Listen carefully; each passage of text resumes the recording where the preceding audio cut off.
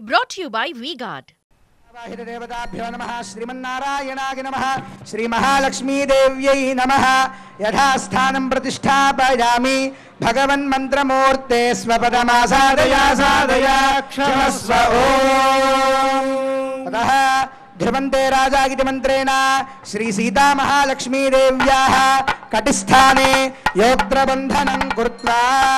योत्रबन्धనం అనేటువంటిది సీతమ్మ వారికి చేస్తారు అది 12 గర్భలతో చేసినటువంటి ఒక వడ్డాణం లాంటిది అన్నమాట అది సీతమ్మ వారి నడుముకు చుడతారు ఎందుకు అలా చుట్టాలి అని అంటే వధువుకి గర్భస్థ దోషములు ఏవైనా ఉంటే ఆ దోషములు పోతాయి అని సాక్షాత్తు సీతా మహాలక్ష్మికి ఏం దోషాలు ఉంటాయండి అని అంటే ఆవిడకే దోషాలు ఉండవు ఆమె సంతానమైనటువంటి మనకు దోషాలు ఉంటాయి కదా ఆవిడ నడుముకి ఇది కనుక చుడితే మన దోషాలన్నీ పోతాయి ఎందుకంటే మనమంతా కూడా సీతమ్మ వారి సంతానం ఆవిడ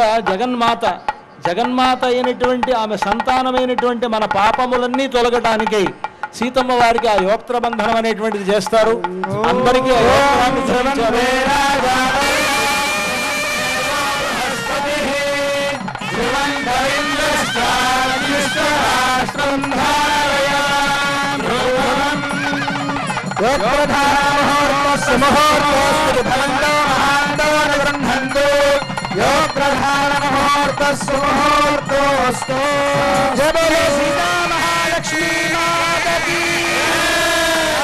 రామచంద్ర భగవానికి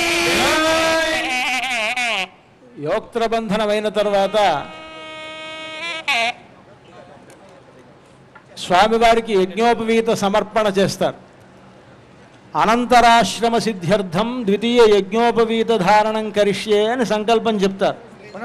అనంతరాశ్రమం అంటే రామచంద్రమూర్తి ఇప్పటి వరకు బ్రహ్మచారిగా ఉన్నాడు బ్రహ్మచర్యానంతరం ఉండేటువంటి ఆశ్రమం గృహస్థాశ్రమం ఆ గృహస్థాశ్రమం సిద్ధించడానికి స్వామికి యజ్ఞోపవీత ధారణ చేయాలి అని సంకల్పం చేసి ఆ యజ్ఞోపవీతాన్ని సమర్పిస్తూ ఉన్నారు ముందుగా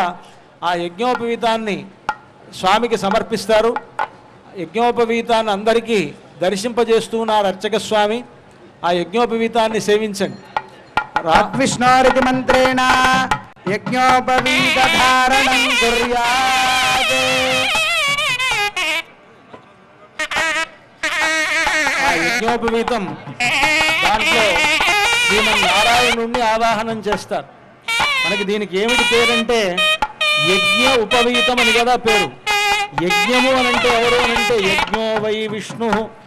యజ్ఞ ప్రతిష్టతి అని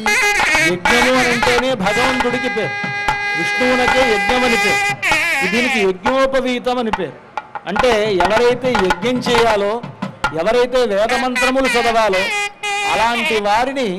అలాంటి వారు ధరించవలసినటువంటి యజ్ఞోపవీతం అని అర్థం కనుక ఇది ఆ భగవంతుని యొక్క స్వరూపం కనుక ఈ యజ్ఞోపవీతమునందు నారాయణుణ్ణి ఆవాహనం చేసి దానికి పూజ చేశారు ఆ యజ్ఞోపవీతాన్ని ఈ స్వామివారికి రామచంద్రమూర్తికి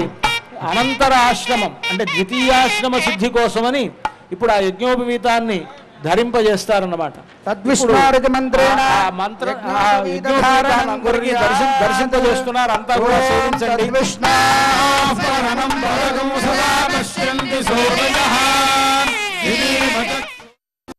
Brought to you by V-Guard.